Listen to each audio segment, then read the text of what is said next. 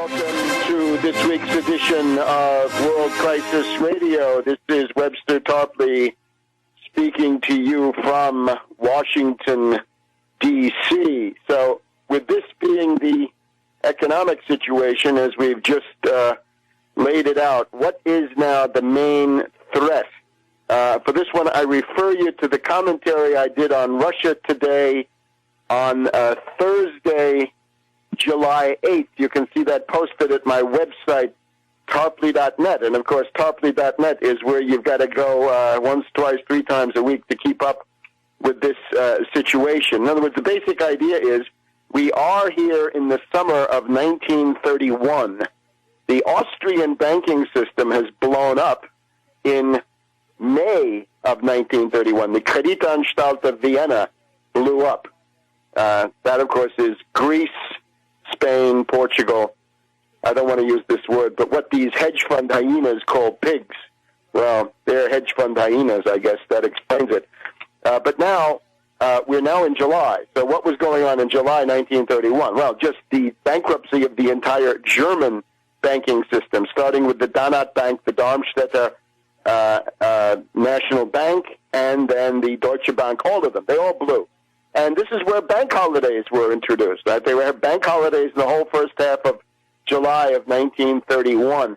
So 79 years ago, we're getting now the banking collapse in Central Europe. And, of course, we're steering toward September 21st, 1931, the bankruptcy of the British pound, when the Bank of England defaulted on gold payment. The pound blew. This, of course, was steered by Montague Norman, Ramsay MacDonald, and the rest of these characters, the Bank of England and the regime at the time, which of course was Ramsay MacDonald had turned away from the Labour Party and had this national unity austerity regime. So that's basically where we are. We're on target now. What's therefore the next step? The European banking crisis. Now notice the euro has stabilized. The Anglo-American blitzkrieg attack against the euro using hedge fund hyenas, right? We can reference that famous idea dinner at Moness, Crespi, and Hart back on February 8th. Soros's various pronouncements on the subject, many others, Paulson of Paulson and Company. This stuff has, for the moment, not had the effect of collapsing the euro. There has been no panic flight out of the euro so far. But now the attention switches back to the banking system. We are now in the midst of what are called the stress tests of the European banks. That is to say, Trichet of the European Central Bank has introduced a series of stress tests. Now, what are these? They are, in short, a public relations stunt. The model for these things comes from Tiny Tim TurboTax Geithner, the tax cheat, who did, along with Helicopter Ben Bernanke, they did a series of stress tests of U.S. banks slightly more than a year ago. They were complete frauds. They came up with basically the idea that some of these banks needed some capital, but basically it was going to be fine. A couple of them, sold some stock. Otherwise, everything hunky-dory. Naturally, as it was pointed out by a number of people, derivatives were not included. Off-balance sheet derivatives were not part of the stress test. So they were complete frauds, because what's bankrupting the banks is that $1.5 quadrillion cancerous mass of kited derivatives, the $1.5 quadrillion derivatives bubble. So what Trichet at the European Central Bank is attempting to do is to conduct his own stress test as a publicity stunt, as a public relations gimmick. And then at the end, and the end seems to be July 23rd, mark that date, the fateful date of July 23rd, when it is promised by Merkel and others that the results of the European stress tests will be published. Well, let's see what happens. But what they're trying to do is to come up with a clean bill of health for 90 to 100 banks in Europe. Now, this is a big deal. The European banking system, 31 trillion U.S. dollars equivalent, 31 trillion. That is 3 times the U.S. banking system. It's a big mass of fictitious capital over there, too. I would say, in general, the U.S. accounts for 1 quadrillion of toxic derivatives, but Europe is up there. They've probably got half a quadrillion of toxic derivatives on their books. So that's what's coming. The question now is, how will it go? Will Trichet succeed? I don't think he will.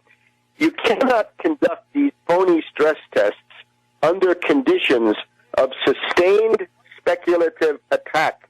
And that, of course, is what the Anglo-Americans are doing.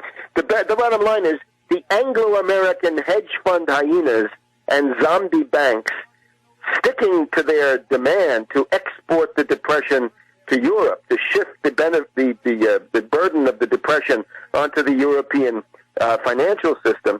They will not allow Trichet's stress tests to succeed. They will rather bring them under heavy attack. And you can see the barrage already beginning. Pick up the Financial Times, pick up Forbes, pick up the Wall Street Journal, pick up the London Economist, pick up the various flagship publications of the Anglo-American financial oligarchs, and you will see the great skepticism on the German banking crisis. And will this work? Well, no, it won't work. And the Greeks and all this other stuff. What you're getting into is the war of the dossiers, except now the war of the dossiers is the war of the lists. If you pick up these financial publications, here's what you'll find.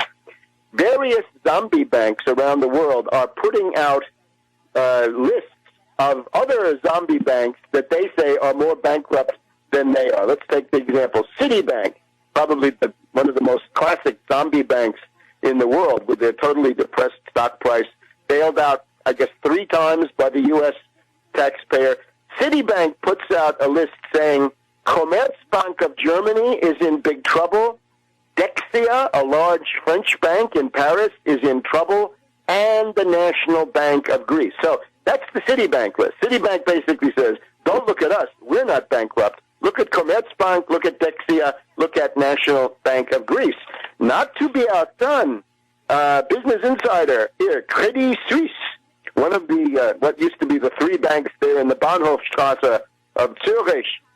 Credit Suisse, who do they say are bankrupt? Well, German Postal Savings, the German Postbank, very stupidly privatized, worked fine as long as it was a government institution, privatized, thrown into the world of speculation and all the rest.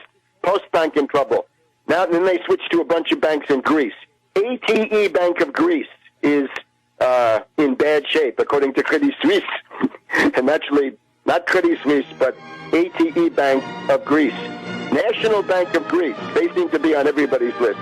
The Hellenic Postal Savings Bank, Hellenic Post Bank, the Piraeus Bank, and one of the oldest in Europe, Monte dei Paschi di Siena, the home of Mundell on various occasions. Monte dei Paschi di Siena. So that's the Credit Suisse list. You take your pick. Ultimately, most of these large banks are bankrupt